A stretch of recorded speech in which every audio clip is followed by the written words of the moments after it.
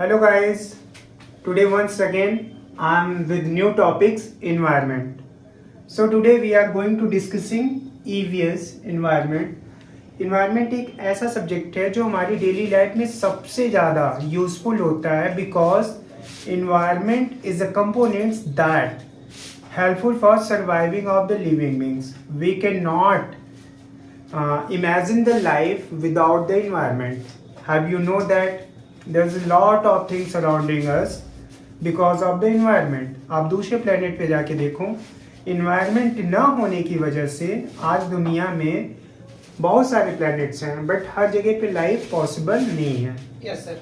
तो सिंपली कहा जाए कि ईवीएस ये इन्वायरमेंट है क्या, और ये एक ऐसा सब्जेक्ट्स है जो लगभग हर एक टाइप्स ऑफ कोर्सेज में इन्वॉल्व किए गए हैं. जैसे आप बी फार्मा कर रहे हैं, डी फार्मा कर रहे हैं, बी टेक कर रहे हैं, यूपी टेक कर रहे हैं, सी टेक कर रहे हैं, हर एक एग्ज़ाम में ईवीएस कंपल्सरी सब्जेक्ट कर दिया गया है. तो अगर हम बात करें ईवीएस की, तो ईवीएस होता क्या है, तो आप सिंपली देखिए, ये कह रहा है everything that surrounded and affect living organism that is called environment. ये कह रहा है एवरीथिंग दैट इज सराउंडेड, ऐसी कोई भी चीज जो हमारे चारों तरफ है. सराउंडेड मीन्स चारों तरफ, ऐसी कोई भी चीज जो हमारे चारों तरफ है and affect the living organism, और वो किसको इफेक्ट्स कर रही है, लिविंग ऑर्गेनिज्म को. अभी आप कहेंगे कि सर नॉन लिविंग चीज़ें भी इफेक्ट्स होती है इन्वायरमेंट से, तो हाँ नॉन लिविंग चीज़ें भी कहीं ना कहीं इफेक्टेड होती हैं, बट यहाँ बात हो रही है कि जो लिविंग ऑर्गेनिज्म को इफेक्ट्स करे.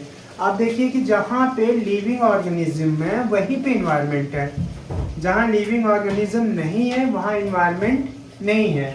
तो लिविंग ऑर्गेनिज्म को जो चीज़ें इफेक्ट्स करती हैं वो सारे के सारे इन्वायरमेंट्स पे आते हैं हमारे चारों तरफ. जस्ट लाइक अभी हम कैमरे के सामने हैं तो कैमरा हमें इफेक्ट्स कर रहा है, तो कैमरा भी हमारा कंपोनेंट्स ऑफ द इन्वायरमेंट है. ये आपका बोर्ड भी कंपोनेंट्स ऑफ इन्वायरमेंट है. यहाँ पे जल रही लाइट्स, इवन ये आपका माइक भी क्या है, कंपोनेंट्स ऑफ इन्वायरमेंट है, because that all things that is covered surrounded us. Okay, so once again we will see here everything that is surrounded and affect living organisms, that is called environment.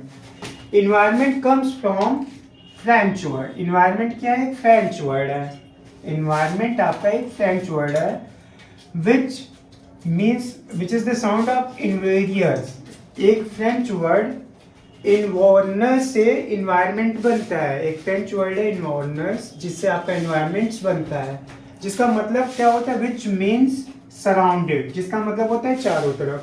That means कि French में एक word था environments जिससे develop होकर आपका environment बना.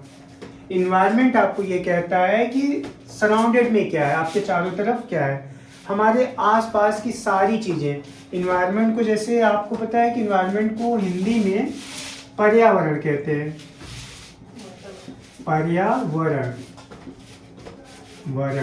पर्यावरण को भी अगर देखा जाए तो ये दो वर्ड्स, परि प्लस आवरण. परि मीन्स होता है ऑल अराउंड, और आवरण मीन्स होता है covered. That means all things that is covered surrounded to us, that is we call environment. ये कह रहा है पर्यावरण या ईवीएस या एनवायरनमेंट वो चीज़ है जो हमें चारों तरफ से सर्कल करके रखा है, कवर्ड करके रखा है. अब देखिए, तो ये पर्यावरण जो है या ईवीएस जो है, ईवीएस हमें क्यों पढ़ाया जा रहा है. Actually we do anything because of the need. Is there any need of the study of EVS और नॉट. क्या वाकई में पर्यावरण का हमारी लाइफ में कोई इम्पोर्टेंस है या नहीं है.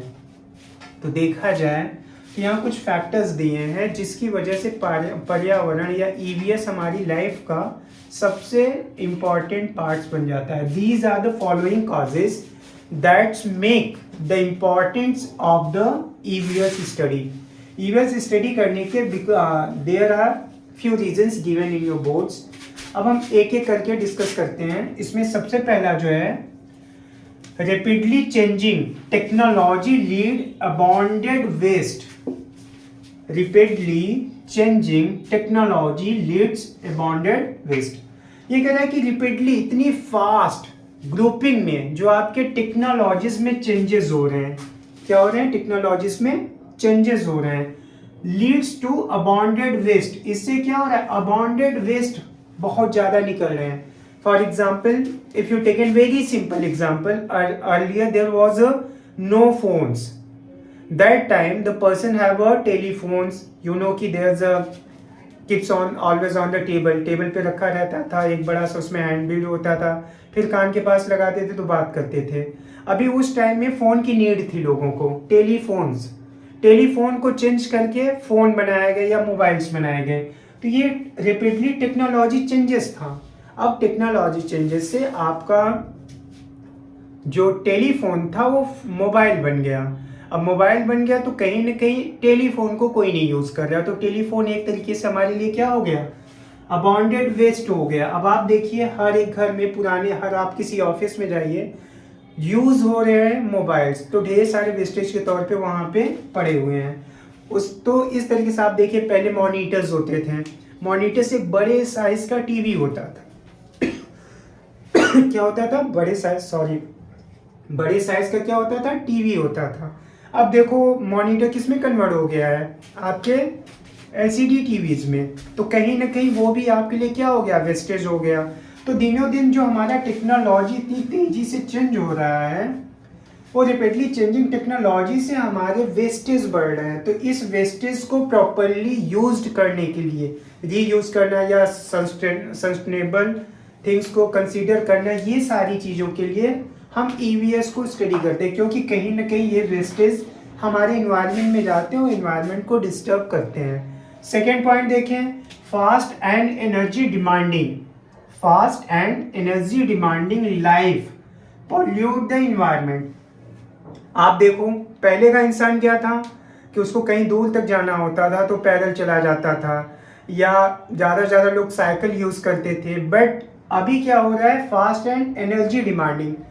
आप देखो ना, डेली हमारी एनर्जी डिमांडिंग बढ़ती जा रही है। हमें फ़ोन चार्ज करना है, उसके लिए अलग से चाहिए। हमें फ़ोन में लगा हुआ ब्लूटूथ चार्ज करना है, उसके लिए अलग से एनर्जी चाहिए।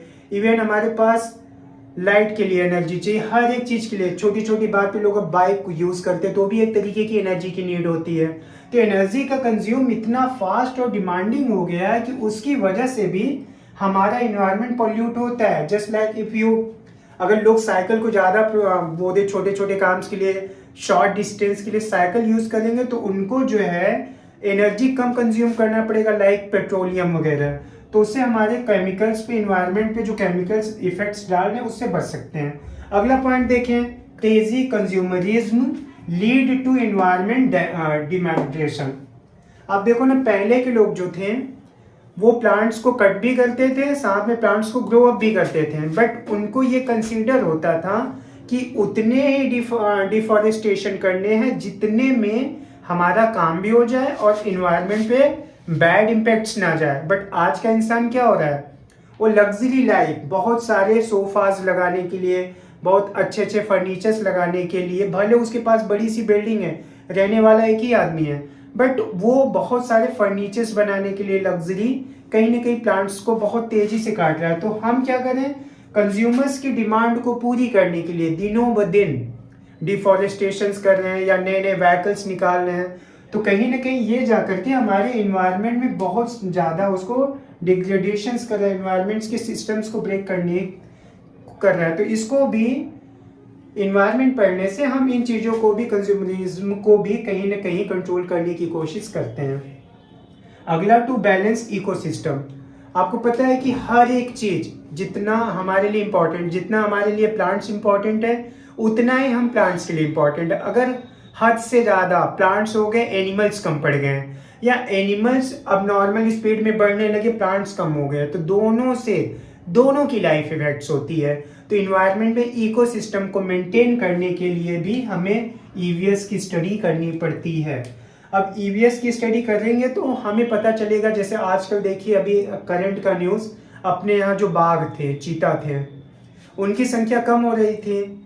तो माननीय मोदी जी क्या किए, विदेशों से जाके बाघ बुलाया गया और किसी मध्य प्रदेश के कोनों या किसी जंगल में छोड़ा गया। तो इससे क्या हो रहा है, ताकि उस जंगल का इकोसिस्टम मेंटेन किया जाए। अगर इन्वायरमेंट स्टडी ना हुई होती तो उनको डेटा कैसे मिलता कि हाँ हमारे यहाँ बाघों की संख्या कम हो रही है। तो इसलिए भी ईवीएस हमारे लिए बहुत इंपॉर्टेंट हो जाता है स्टडी करना। Last point, to conserve for future generations. देखिए हम रिसोर्सेज का बड़ी तेजी से यूज कर रहे हैं, जिस स्पीड से हम रिसोर्सेज को यूज कर रहे हैं कहीं ना कहीं हमारा आने वाला फ्यूचर जनरेशंस उसका भुगतान करेगा। हम इतना उसको पोल्यूटेड फ्यूचर देने वाले हैं जिससे आने वाली जनरेशंस को बहुत ज़्यादा प्रॉब्लम्स होगी। That is face the lack of resources for fulfil that all kinds of need we should consider to study the EVS. तो इंश्योरिटी लाने के लिए, फ्यूचर जनरेशन को सेव करने के लिए, रिसोर्सेज को प्रॉपर यूज करने के लिए भी हमें ईवीएस पढ़ना चाहिए। तो ये सारे इंपॉर्टेंट से ईवीएस के, कुछ ईवीएस से रिलेटेड हिस्ट्री होती है जो अक्सर आपको 1 नंबर 2 नंबर में पूछा जाता है। एक देखिए पहला पॉइंट इसमें environmental act. Environmental protection act बना था आपका 1986 में। तो कई बार क्वेश्चन आता है 1 नंबर में, specially UP TET, C TET और नेट में, कि ये इन्वायरमेंटल प्रोटेक्शन एक्ट कब बना था। तो ये 1986 में। एक क्वेश्चन आता है कि चिपको मूवमेंट्स को किसने स्टार्ट किया था। तो ये आपके हैं सर सुंदरलाल बहुगुणा ने चिपको आंदोलन मूवमेंट्स को चलाया था। उसके बाद आता है वर्ल्ड इन्वायरमेंटल डे कब मनाया जाता है। वर्ल्ड इन्वायरमेंट डे कब मनाया जाता है, तो ये 5 जून को मनाया जाता है। अगला है फादर ऑफ ईवीएस किसको बोलते हैं। तो ये याद रखिएगा, फादर ऑफ ईवीएस अर्नेस्ट हैकल को बोलते हैं। अर्नेस्ट हैकल ने सबसे पहले इन्वायरमेंट वर्ड यूज किया था, इसलिए इनको फादर ऑफ ईवीएस कहते हैं। Okay class, thank you.